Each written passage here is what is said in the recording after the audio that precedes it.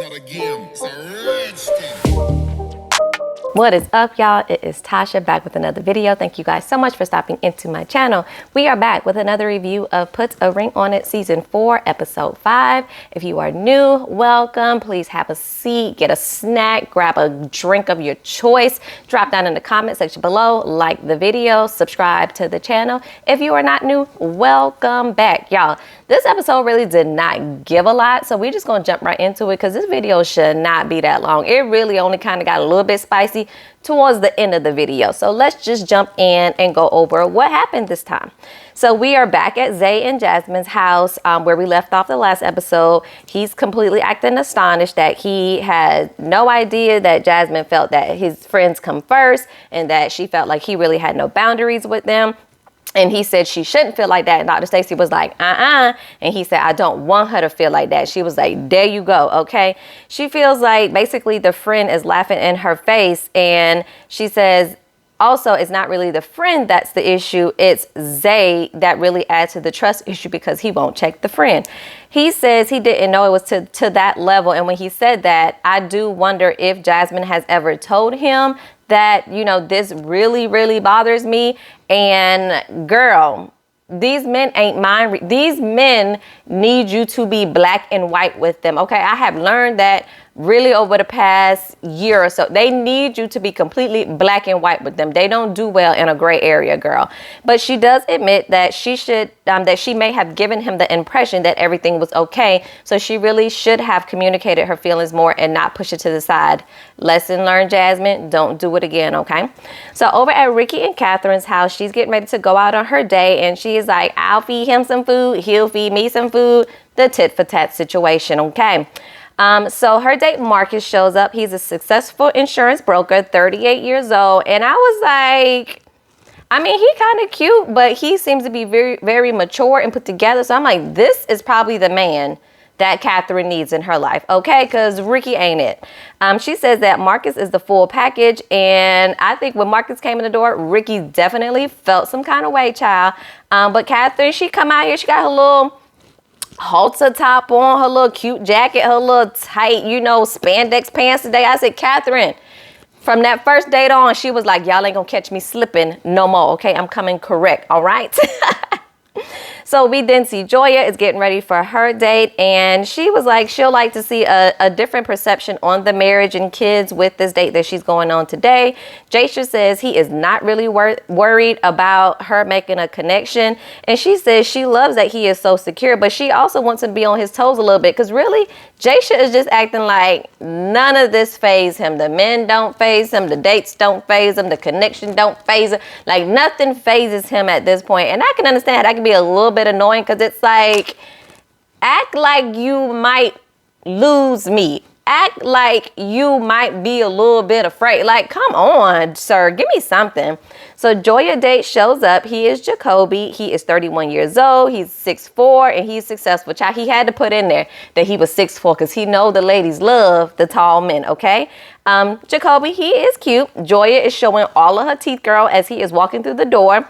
Joya says, you know, them kind of doing a little tit for tat. She didn't know if she should be turned on or turned off, but she was a little bit entertained, okay, because Jacoby came in there and he was like, oh, I like your little scrappy sandals, you know, because you get to look up today since he was taller than Jasha. And he's like, you know, y'all have a good time. And he was like, I might bring her back tonight. So Jasha was kind of like, you can keep the comments to yourself. But I'm like, Jacoby, pipe down a little bit, sir. You just walked in the door. Pipe down. So Joya and Jacoby are on their date at a sushi bar. He tries to hold her hand and she's like patting it away like, no, sir. But she says she thinks he is nice on the eyes. He is dressed nicely and she is very impressed with his confidence. Jacoby said that once he shook her ex hand, he knew that he had good taste once he looked over at her. I was like, wow, Jacoby. It's kind of cute that you slid that in there of once you shook her ex hand. I see what you're trying to do. He says, you know, from his last relationship, he really learned that, you know, he is responsible for the 3 Ps, protecting, providing, and procreating. And I was like, well, Joya, that sounds like what you want as far as the procreating part, you know. And what woman doesn't want a man to protect and provide? I'm just saying, but he says that's what he lives by. She said she was a little bit nervous. She told him that when he tried to grab her hand was a little bit shaky because her and Jasha really like love to hold hands, and that's their thing. So she really only feels comfortable holding his hand. So Jacoby reaching out was just like, let's not do that. Jacoby lets us know, and probably didn't need to let us know, that he used to have a fetish of dating women with boyfriends, basically so that he was Mr. Steal Your Girl, and he went to therapy for that. And he also wanted to let her know that he was top tier in the bedroom. Okay, so she asked him about intimacy outside of the bedroom, and he's like, I'm still working on that. I'm unsure about that. I said, yeah, because you strike me as the type of person to think all you got to do is have good peen and lay it down in the bedroom, and you ain't got to do nothing else. And that ain't it, okay? That's not what the women are looking for. It's not good enough, sir. Not good enough. Joya says she is intrigued as they walk out of the restaurant. He has his hand draped around her shoulder, so she was at least comfortable with that. We see Zay is getting ready for his date, and Jasmine is definitely feeling some kind of way. He's wearing her favorite color, which is black. My favorite color is black too. She says she felt like, if I just push him down the stairs and he break his legs, then he can't go on the date. And I was like, Jasmine, you sound a little bit crazy. Let's not do that, okay? His date, Gayla, shows up, and she's a hairstylist. She is showing up in her business lady pumps. I was like, all righty then. Zay says he thought Gayla was attractive, but of course his girlfriend Jasmine is right there. So he's like, I don't really know what to do or what to say. We then scoot over to Catherine and her date. They're at a little boutique, and their activity is to build a vision board. I was like, well, okay, I guess that's a date. I don't know if I would want to do that, but let's see where it goes. So the first thing he said that he wrote is, I am healthy, because he thinks that is very important. She wrote down that she is a warrior because she is a warrior because her path has been a little bit rocky. They find out that they are both from Dallas, around the same area. She says she really feels a connection with him. He is really throwing compliments at her left and right, and Catherine is eating it up. And I don't blame her, because I don't think Ricky is giving none of this energy at home, okay? And I really don't blame her for entertaining Marcus, because again, Ricky ain't it for her. He asks, where she is on this trajectory with love. And she says she really wants somebody who is like-minded. And I really think Marcus could be more on her level, child. He has no kids. He says he only has 2 dogs. Catherine is feeling herself. She comes up out of her jacket and got her little, bandana-like halter top on. I was like, Catherine, you feeling him, ain't you, girl? You giving him a little shank-da-dank. You feeling him a little bit. Okay. She says she doesn't know how to feel, because if Ricky wasn't in the picture, she would pursue Marcus. And I said, well, go ahead and pursue him, girl. Go ahead and pursue him. Because for the 3rd time, Ricky ain't it, ma'am. So we see Zay and Gayla. They go to a restaurant. He's a little bit nervous, and she says she hasn't been on a date in a couple months. She shares that she has 2 boys, ages 11 and 8, and she is from Sacramento. And I don't know if it's just me, but she really acting like she want to be on this date. Like, I don't know, somebody just put her up to this. I don't know if her being in this outfit is uncomfortable. I just didn't know what it was. But I'm like, girl, you ain't giving what it's supposed to have gave. In this hair, I needed this hair to be styled a little bit differently. Cover up these edges that are not giving what they're supposed to have gave. Girl, come on. Act like you're going to be on a date and you're going to be on TV. Come on. She asks about the issues with, him and Jasmine. He says that his alter ego Loki is the problem. And I was like, well, he only comes out when you're drinking. So how about we stop drinking, or we just limit the drink so that Loki doesn't come out? Like, it's that simple. It's what you probably don't want to do, but if that is the issue, that's what you need to do, sir. Okay? Gayla tells him that he is the problem and he is going to miss his blessing. And I was like, thank you for just calling a spade a spade. And is it just me, y'all? Zay act a little, I ain't gonna say it. Let's move on. Joya gets back home and she tells Jasha about her date and that basically Jacoby said he wants children and he's just waiting for the right woman in the right moment. She tells him that Jacoby tried to grab her hand and she felt that there was some chemistry there, but she pulled her hand back. Jasha felt a little bit away because he's like, that's our thing. We hold hands a lot. She also tells him that Jacoby was saying how good he was in the bedroom and snatching women from their men. And again, Jacoby, that's not really a brag. So let's not, keep bringing that up, especially on first dates. But also, Joya, we don't need to come home and give Jasha a play-by-play of every single thing that happened on the date. Because, girl, he don't do that to you. He don't need to know every single detail. Ma'am, God, keep something to yourself, ma'am. Jasha said he really wouldn't start a conversation like that as far as, talking about taking girls or what he can do in the bedroom. And I was like, well, yeah, I think Jacoby was 31 or 32.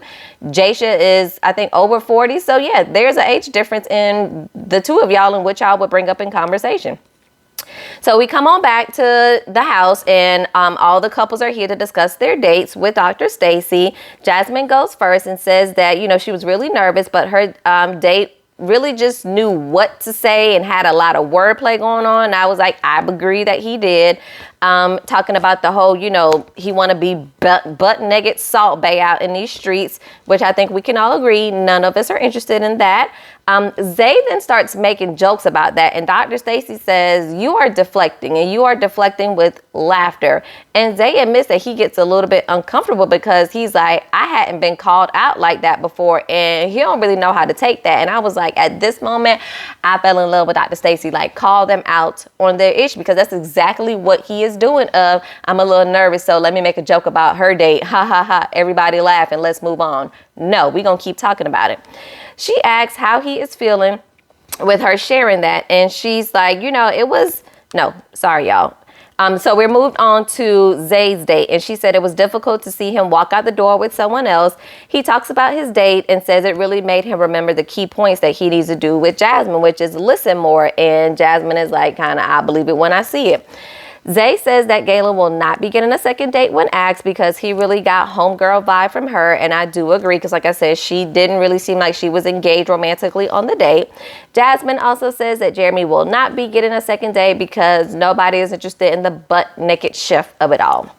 It's now Joya's turn to talk about her date with Jacoby, and she says they did a lot of talking. He was really engaged in the date, and she had good conversation.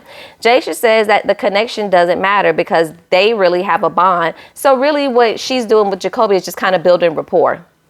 Again, Jasha, you trying to be like real smooth, but I don't know if I'm believing you anymore that, this stuff just doesn't bother you because I just don't believe it. I just don't believe it. Jasha talks about his date and says, they did a lot of flirting back and forth and there was a connection with her.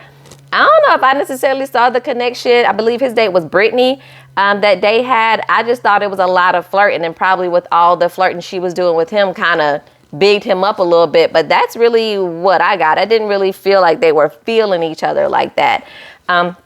Joya says that his date with Brittany and him talking about, flow and things like that says, it opened her up to let her know she needs to just go with the flow a little bit more. And as she's saying that, I'm like, well, dang, what is Jasha learning and what is Jasha changing that he's going to be giving you? Because I'm not hearing much of anything here, okay? But when asked, Jasha says that Brittany will be getting a second date because the conversation was good. And Joya says she is okay with that. Deep down inside, I think that Jasha, A, he enjoyed the flirting that he got with Brittany, made him feel real good. And B, I think when Joya came back to the house talking about her date with Jacoby, I think he already knew she was going to want a second date. So since he was asked first, he jumped into, yes, I'll take a second date with her as well. So then when Dr. Stacy asks Joya, she says yes to a second date as well because he really challenged her thinking and she wants to ask Jacoby a little bit more things that she did not ask him on their first date. When we scoot on over to Ricky and Catherine, Ricky talks about his date with Sheila and how she fed him. And he said that he really took away intimacy from that date. And I was like, how did her feeding you open you up to intimacy with Catherine? Like, okay, Ricky, okay. Catherine talks about her date with Marcus and say he was tall, dark, and handsome. She can't even lie. Ricky says that really he got a chance to miss her while she was out on her date, and he feels like he just does not get a chance to really miss her. He said he enjoys her company, but of course she's kind of always there, so he doesn't miss her. And Catherine is like, but the way our lives are set up, we are really connected. And she kind of gives us a little bit of, she's an entrepreneur. I think he works somewhere, child. She says they only have one car. You know, they living in a house with, you know, his sister, her kids, and his parents, and she be watching the sister kids. And I was like, WTF, Catherine, why are you still with this man? I'm not understanding, because what I'm starting to gather from this is she recently either moved to Atlanta to be with him, or they moved into the house with his family about 6 months ago. You know, she was previously in Texas, and she kind of jumped into really playing the role of a wife, and she ain't his wife. Like, you ain't auntie to his sister kids. She starts asking him, like, who is taking, you know, the kids to practice? I'm taking sometimes the kids and dropping them off to school. And Ricky was like, you know, I do. And she was like, you MFing lie. I'll be taking the kid to practice. Sounds like his son, she be taking them to practice, and Ricky's trying to act like he's doing it. So Catherine is getting upset because she feels like Ricky is creating this false narrative that, you know, oh, she's just always on me. And she's like, no, I moved in, you know, 6 months ago, and I'm really trying to get acclimated and putting myself into your life. Like, come on, Ricky, you need to stop playing, because she is definitely doing more than her fair share, and you trying to act like I don't get no chance to miss her. Well, hell, if she just moved here and she always at the house taking care of your kid, nieces and nephews and all this other crap, when does she got time to go out and make friends and do time for herself? Ooh, child. Catherine says basically he is lying because she really encourages him to go out.